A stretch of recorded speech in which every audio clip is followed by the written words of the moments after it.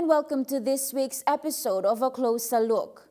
In this episode, we feature the 8th Pacific Tuna Forum hosted by the National Fisheries Authority and their preparations leading up to the forum. The National Fisheries Authority, in preparation for the 8th Pacific Tuna Forum, hosted a 3-day media workshop with journalists across the country in Kokopo, where reporters and those that attended the event were taken through the technical operations of things when it comes to tuna processing in the region and the role PNG plays as a member of the European Union.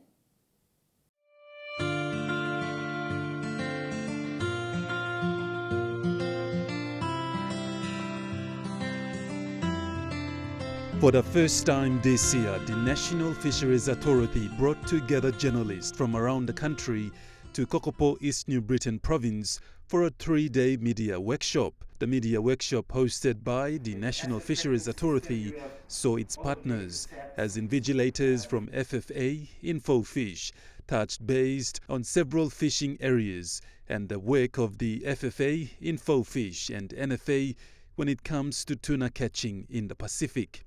Some of the areas discussed were economic impacts and returns, imports and exports, types of fishing vessels, and how tuna is contributing to the Pacific. Fish or seafood from catching to exporting or sale will and may involve multiple state players. That's point number 2 I want you to understand. Either we talked about this yesterday, okay? A PNG vessel catch the fish, tranship in a different port, and then taken to another country, they process it, they become the processing state, and then they export it. So fish from PNG could go through a lot of different countries, different states, different players, different processing plants, and before it reaches its destination. Okay? An example that I have there, caught by PNG flag vessel, tranship in Tarawa, okay, straight to China. If it's unloaded in China, processed, and then exported to EU. Okay? That is just a hypothetical scenario, but that's the reality of the fishing industry. A couple of years ago, there were flakes. Okay, when they do loin, they remove the red meat and the bloodline. Okay, so some of those flakes were bought by a company in Fiji so that they can do their tuna flakes. See, so there are multiples. Now, companies handle certified and non-certified seafood, and different species can be indistinguishable in the final product. Now remember this, in a company, unless it is MSC certified, other than that, they are allowed to receive fish and store fish as long as it is legal. Okay? Which means they can get fish from a Taiwan flag vessel if the Taiwan flag vessel comes to PNG legally and operate legally. I'm not saying that it's happening, but that's what they're allowed to do, legal. Okay? If I am owner of a company and EU is my main market, I can also receive fish that are not eligible to go to EU in terms of safety, okay? But as long as it is legally handled, legally caught. I cannot be party to a crime. If I know that it's illegal, then I should handle it, okay? Also from InfoFish, experts say that exports and imports and how fishing in the Pacific waters by international investors contribute to building the country's economy. In Europe, for fishing vessels to make money, they have to pay minimum of 60 euros per litre, something around that range. But now it has gone to, 60. Now it's gone to one euro. Last time it was, what is the denomination of coins in Europe? It has gone up by 30%. So now vessels are all harbored. They cannot operate because they find it expensive to go out to sea. So you can see the consequences of the war to the fishing industry. Number 2, Russia is not being able to buy and sell any products. Why? Because their bank account has been frozen by international community. There's no more SWIFT transaction. So big producers of fishing products, exporters, are unable to buy and sell products from Russia into other countries. Also, a former journalist spoke about the impacts, the challenges, and how we as journalists can write stories of tuna and what to be aware of when it comes to talking about tuna in the Pacific. Journalists were given exercises as well as group activities where they carried out as teams, with each doing presentations of their findings and topics discussed which were relating to tuna catching in the Pacific waters. Our story and goals: 1. Impact of tuna exports or stocks in PNG as a result of globalization and climate change. President for the PNG Media Council, Neville Choi, also did a presentation on media ethics to the journalist. The different forms of fishing of tuna, all of these things you can use in your stories, and they all can be used over multiple times, right? In the lead-up stories between now and next week, before the start of the forum, and even after the forum closes and the forum ends. There's so much here that you can use and that you can utilize as either background information or as leads to other stories that don't cover tuna specifically or fisheries specifically. Okay, so can we just, a list of stories that you think should be covered. If there's a question that you have, list a story that will answer that question. The media workshop, organized to help journalists prepare for the 8th Pacific Tuna Forum, highlighted many things on the preservation of tuna and the processes involved. This led the team to also go up to the lookout to get a close and personal look of the volcano and the million kina view one can only wish to wake up to every day.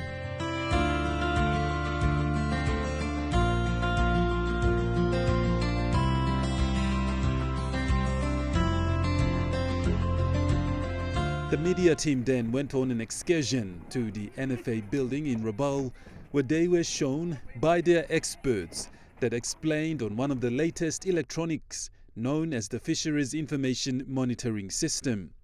The person keying the data made a mistake, So then we have administrative process through digital space. How are you going to change it? Because the integrity of the data must be protected at all cost.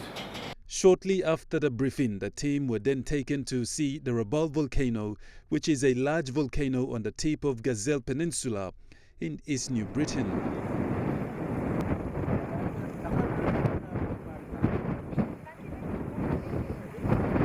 After a great time out, the reporters were taken back, where they attended the closing ceremony and presentations of the certificate to end the 3-day media workshop.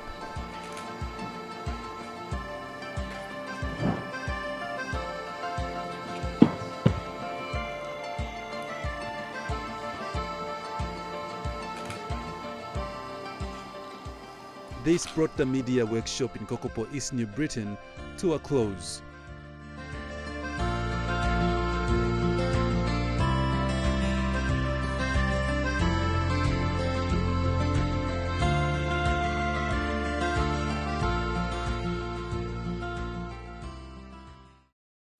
After the break, we highlight the participating Pacific Island countries' fisheries ministers' visit to East New Britain. Welcome back to a closer look. In line with the 8th Pacific Tuna Forum, the East New Britain initiative, spearheaded by the Office of the Minister for Fisheries, Jalta Wong, East New Britain played host to other fisheries ministers of other Pacific Island countries, where many of the discussions highlighted were of great interest to the Pacific when it came to tuna sustainability in the region and where the Pacific Island countries stand in terms of economic returns for the tuna exports.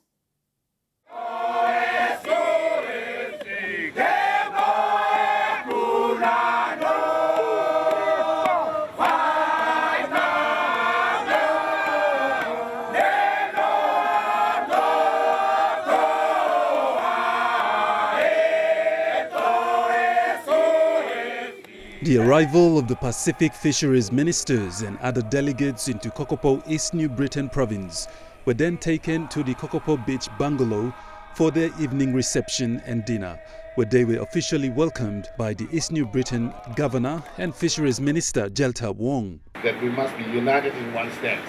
And this is the agenda, this is the push that I've been pushing for so long. We need to ensure that we take care of the resources that connects us all. Fisheries connects us all. Without fisheries, we live off fish. Our people live off fish. It ties our culture, it ties our traditions, it ties everything together. And this is the connection that keeps us as a region. It's the greatest region in the world, where different people, different ethnic groups will come together and stand together as one. Dinner was served as the locals played their traditional sing-sing, leaving the space for Pacific leaders to mingle and socialize.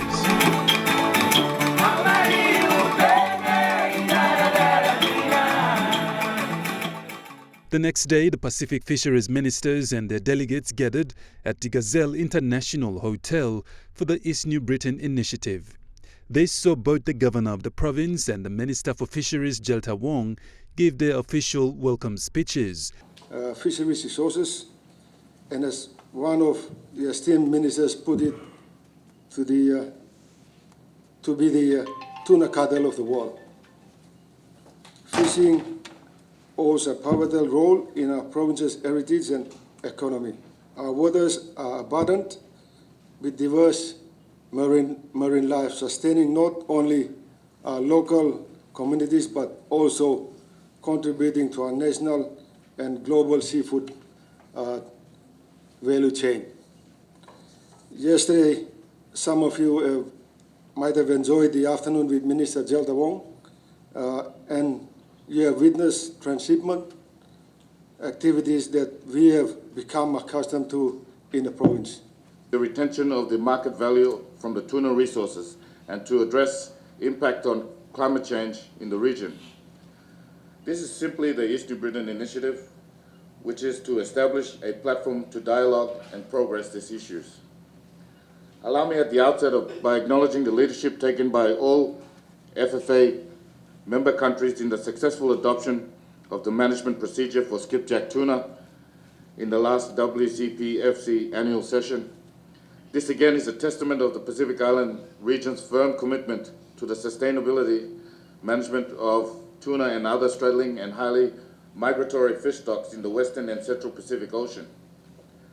The result of our unwavering commitment as good stewards of the tuna resources shows in the WCPO contributing 60% of the global tuna catch over the past decade. The day continued on with roundtable discussions that ministers discussed, where ideas were shared in regards to the fishing industry in the Pacific, particularly the tuna fishing in the region. According to the minister, several goals were achieved and decisions went smooth as expected as leaders ironed out the many issues and challenges. We successfully completed today with a unanimous decision to support both. And I'm very grateful to my colleagues of the Pacific who have the vision to unite the Pacific in two very key initiatives that will become the status quo of what the future generations will get. And I thank the Marape Rosso government for giving us this push to ensure that the initiatives are met, and the full support I have of the Marape Rosso government. Managing Director for the National Fisheries Authority, Justin Ilakini, also spoke on his take on the East New Britain Initiative and why it was important to bring all the Pacific leaders together. It's going to be an exciting time in Mosby for the next 2 days, on the 6th and 7th. And that's where we hope that, a lot more of people will appreciate the importance of tuna with regards to its contribution to the economy. The Pacific Secretariat also had the opportunity to speak to EMTV on the reasons of tuna fishing in the Pacific, particularly on tuna sustainability in the region. I'm from the Pacific Islands Forum Secretariat, and I'm the team leader there for fisheries. So fisheries is one of the regional priority of our forum leaders. And so it is one of the very important agenda items for leaders when they meet every year. And one of the tasking from leaders back in 2015 was that they want to see increasing economic returns from fisheries be achieved within 5 years. And that was back in 2015, so 5 years is up. and a review has been done which indicated that we have achieved increasing economic returns, but the way it's being shared among the different Pacific Island countries is it's a bit not. Some have achieved more than others. So the initiatives that the minister from Papua New Guinea is proposing is one of those initiatives that will contribute to that leader's aspirations of continuously increasing sustainable economic returns from fisheries. So one of the our hope to get from this meeting is to have the ministers see this as their commitment to supporting the implementation and achieving the leaders' vision and their aspirations from fisheries. So on increasing economic returns, many of the individual Pacific Island countries, FFA members, they have developed their own initiative to try and achieve increased economic returns, and they have done that as individual countries. But as the review has highlighted, we have not really progressed as well as we should. You know, it's a $1 billion industry globally, but our what we have received out of it is, in terms of the returns, it's around 10% of the value of this tuna industry. So what we're hoping to do is to try and get more of that value, bring that more in. We currently own the healthiest tuna stock, and we supply around more than 50% of the global tuna supply, and yet we are only getting not that much. And you know, the idea of that individual countries we're not really capturing more. Let's see how we can come together. So the initiative that is being proposed by Papua New Guinea here, for example, the hub and spoke, where some countries they have lower cost of production, like Papua New Guinea, you have Fiji, and then you have countries like Tuvalu and Kiribati. They have very productive fishing grounds, but they have high cost of production if processing are done there. So we're looking at that initiative where that model of the hub and spoke is seeing it, how we can draw on each other's competitive advantages, so that not every country is doing processing on their own, but if they can supply the raw materials, at least those with lower cost of production can process that tuna before. So we're trying to move up on the value chain and participate more on the value chain instead of just at the production side of it. So that's the hope, and I believe that's how this initiative can support or can contribute to increasing our economic returns. The close meeting continued between the Pacific leaders, where the Fisheries Minister Jelta Wong was pleased with the outcome of the meeting. Well, that's the key of the hub and spoke program, and that's to have more downstream processing. But you know, there's things within that we have to follow. There's laws and policies to ensure that we bring the capability of what we're trying to export to the same level as the developed countries, and that's going to be the move that we're going to do. And by the time the downstream processing programs come online, you know, we should be able to give the canned tuna, loin tuna, and all these things fully developed in our country, as well as the other Pacific Island countries which we are partnering with. The day ended with photo sessions of the Pacific leaders.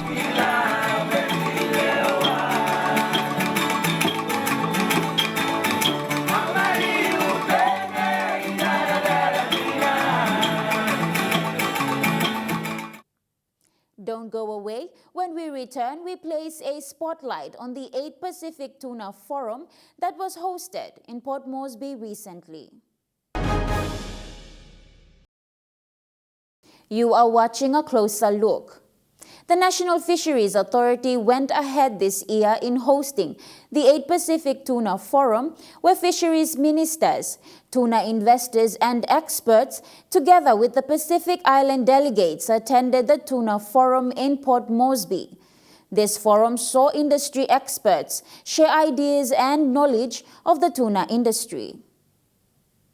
The 8 Pacific Tuna Forum, hosted by PNG in Port Moresby, brought together Pacific fisheries ministers, stakeholders, industry experts, international delegates from Australia and New Zealand, and tuna investors to share and discuss ideas and ways the tuna industry can be managed when it comes to tuna sustainability.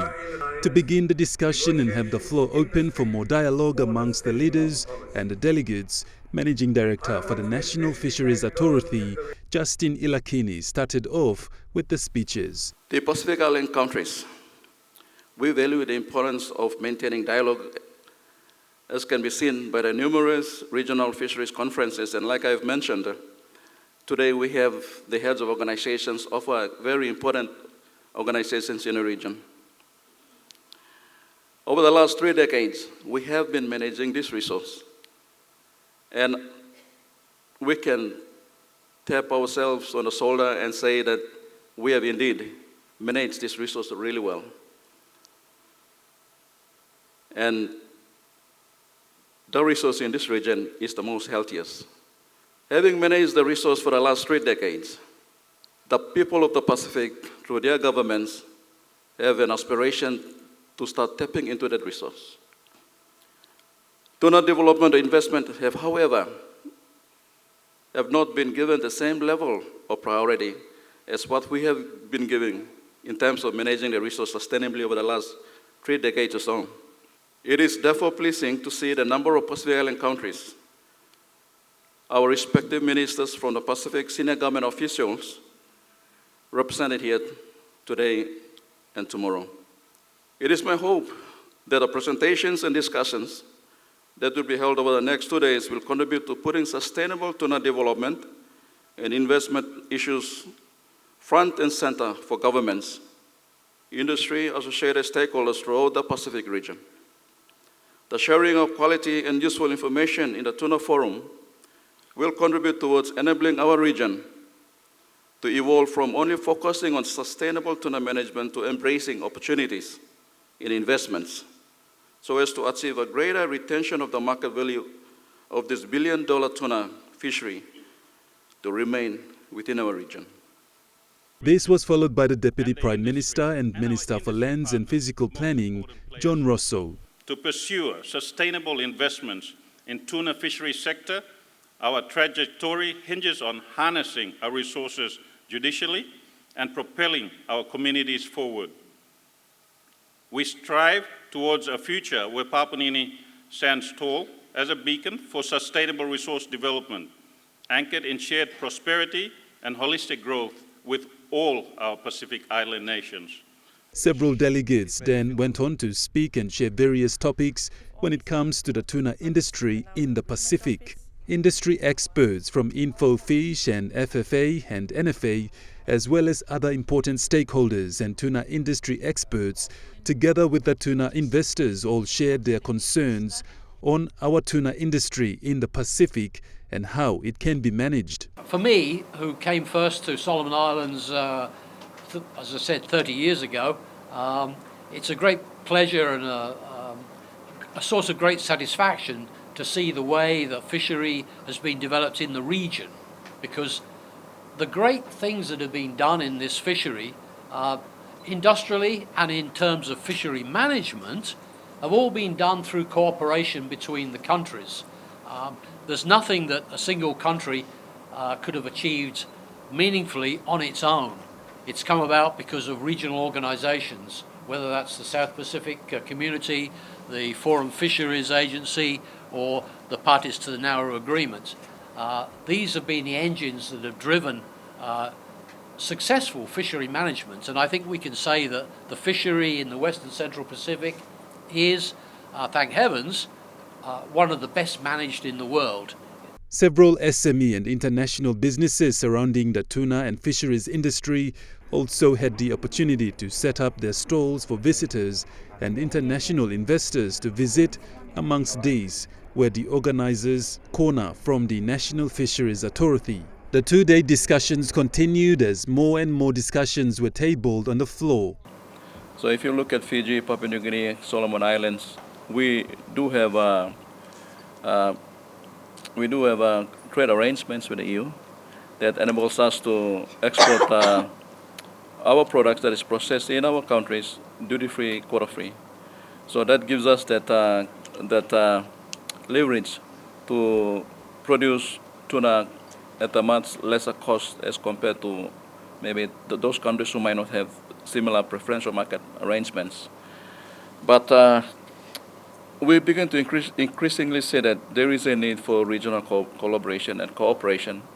And I think market access is also that area that the FFA membership will have to rally together to work in that space. And I think there is discussions, and Dr. Manu can confirm or further elaborate on that, is that there has been discussions on having a regional competent authority to help countries who may not have the capacity to set up their own competent authorities. And that work, I believe, has been ongoing. And that work, if I can recall, has been advanced up in the FSM and I think other countries as well. But if you really look at it, it's the commitment of respective countries that must, put in the resources, build those capacities so that they can have their own competent authorities as well. I want to emphasize that this forum is the Pacific Forum. The eastern and western parts of the Great Pacific Ocean may have their own RFMOs and tuna industries, but we are one single ocean. The tunas swim across boundaries, unaware, as far as I know, of RFMOs or EEZs. El Nino and La Nina impact us all, as does ocean pollution, free trade agreements, and global politics. Cooperation is not optional, it's a necessity. And there can be no cooperation without understanding. This forum is an opportunity to further such understanding, and we now have a long list of distinguished and knowledgeable speakers, each of which will, I'm sure, have plenty to tell us that will be both informative, insightful, and useful. Another important challenge for all of us is to strive to create for tuna the value it deserves. Tuna, natural, nourishing, and versatile, shouldn't be selling per can for less than a cup of tea or coffee in a cafe chain near you. It's a precious and wild resource whose management, capture, processing, and marketing all justify higher prices than we've seen in recent years. And from an industry perspective, it would be helpful if, while competing vigorously with each other, we refrain from doing so by making statements or taking actions that detract from the value of the tuna category as a whole. More discussions continued where the Pacific community will stay informed and connected when it comes to tuna fishing in the Pacific waters through EU, InfoFish, FFA and PNG NFA.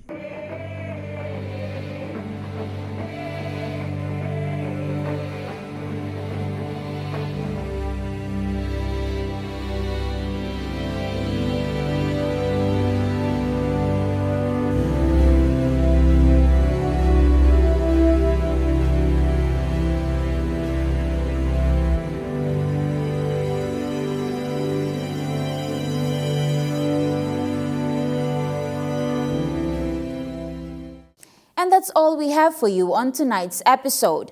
Join us same time next week, Sunday, for another Closer Look episode. From all of us here, pleasant viewing and goodbye.